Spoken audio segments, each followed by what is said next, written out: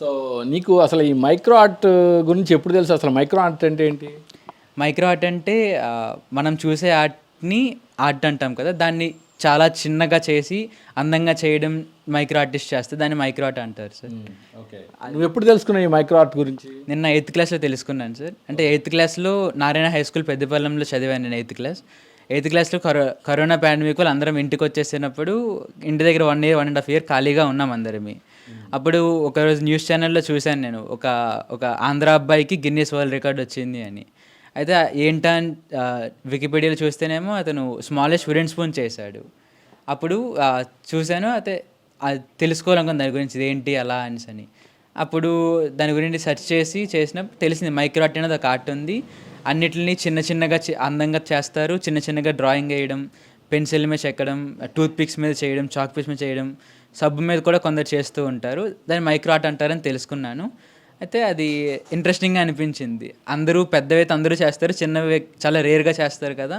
ఇలా చేసే వాళ్ళకి అందరికీ కొంచెం వింతగా అట్రాక్టివ్గా ఉంటారు అందరూ. ఇలాంటిది నేర్చుకుందాము అని అనుకున్నాను. అయితే నేను యూట్యూబ్లో చూసే నేర్చుకున్నాను సార్. మొత్తం 8th క్లాస్ లాక్డౌన్లో ఆల్మోస్ట్ అంతా ఇదే చేశాను నేను. పాండమిక్లో మొత్తం నేర్చేసుకున్నాను. పాండమిక్లో మొత్తం అయిపోయింది సార్. మళ్ళీ హాస్టల్కి వెళ్ళేలోపు మొత్తం కంప్లీట్ అయిపోయింది. ఇక్కడ చేసిందంతా అక్కడికి వెళ్ళి ప్రాక్టీస్ చేసి ఇంకా డెవలప్ చేసుకున్నాను నేను. ఎలాగా ఈజీగా ఎలాగ చెక్కగలం అవన్నీ డెవలప్ చేసుకున్నాను సార్ అక్కడ. అంటే మీరు చెప్పినట్టు చాక్ పీస్ ఉంది, సోప్ ఉంది, బియ్యం గింజలు ఉన్నాయి, చాలా ఉన్నాయి. సో మీరు పెన్సిల్ని ఎందుకు ఎంచుకున్నారు?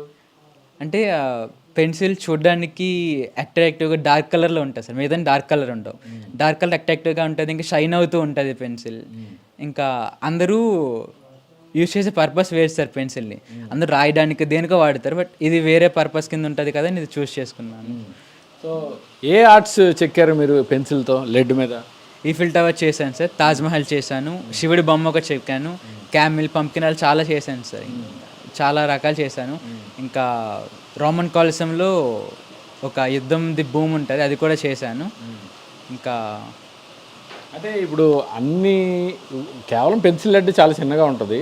సో దాని మీద చెక్కాలంటే చాలా ఏకాగ్రత ఇదంతా అవసరం కదా. చాలా పేషెన్స్తో ఉండాలి సార్. చెక్కినప్పుడు ఆల్మోస్ట్ అంత అయిపోయింది అన్నప్పుడు ఇరిగిపోయే సందర్భాలు కూడా చాలా ఉన్నాయి.